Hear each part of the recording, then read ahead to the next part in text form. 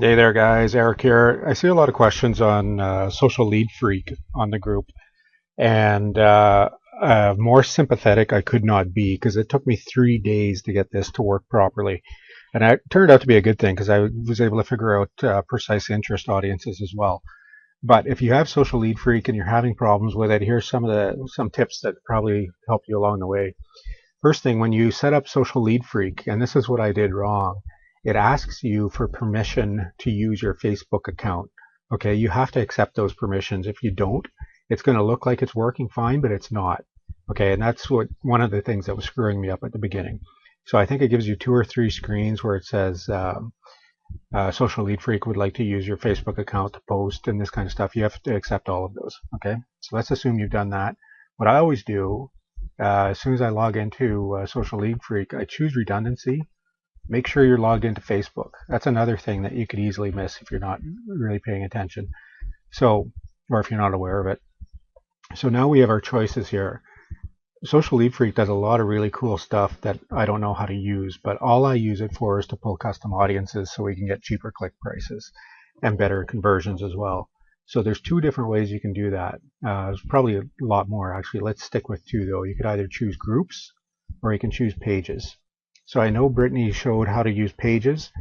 I've been having a lot of success with groups as well. So I'm going to show you how to do both. Okay, it's basically the same thing. So let's start with pages. Let's say whatever your market is, and this can be done with anything. So I'm going to say I want to target network marketers. So I could type in network marketing and do a search. You just have to wait a bit and it'll come back. Might have to wait a little bit longer. So here we go. We've got a whole bunch. What I always do is I search by talking about. Okay. So there we go. Here, this looks like it's in Turkey. It's always a good idea to visit the page. I'm not going to do that now.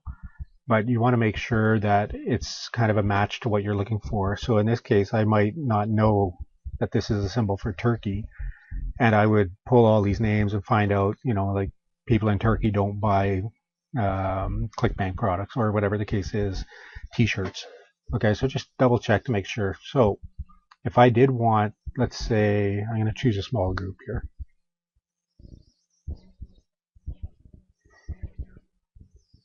Lots of really unsuccessful fan pages in network marketing. That's a bad idea. So let's just pull 749. Social media clerk.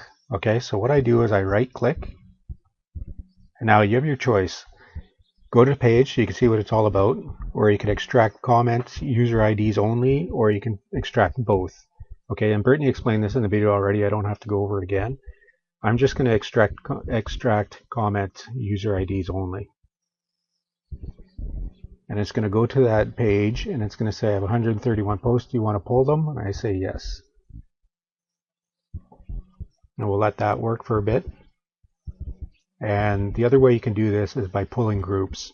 And I'll do that next, but it's actually a lot easier than pulling pages. But you're going to get higher volume on the pages, guys.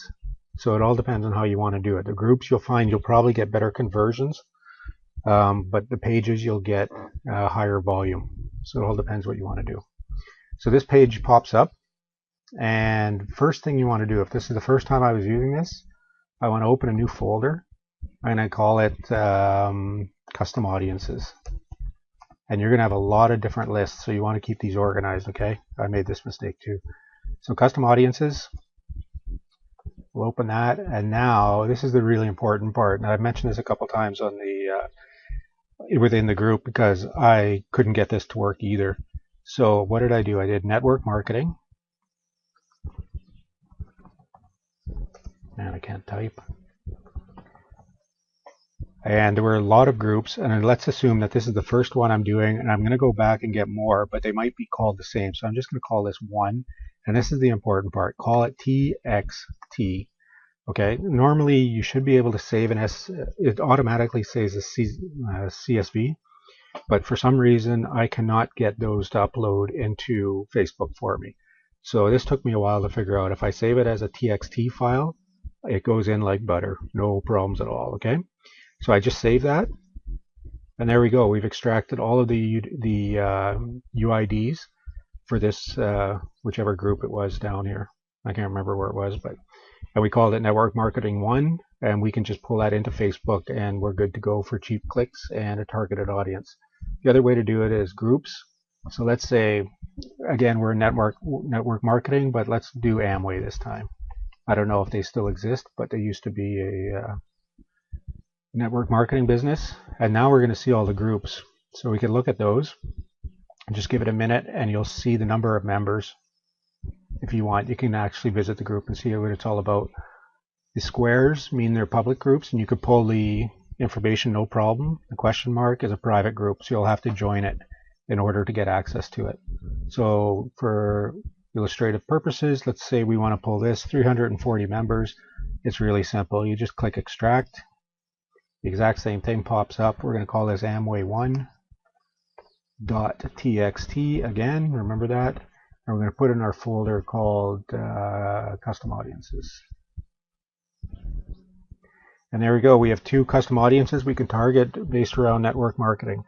So there's a few little things I pointed out here. First, you have to accept the permissions from Social Lead Freak when you're logging in the first time. Use redundancy. I don't know why that works better, but that's what they told me at Social Lead Freak when I had problems with this. And then save it as a .txt. Okay, I hope this helps, guys. Any questions, just ask.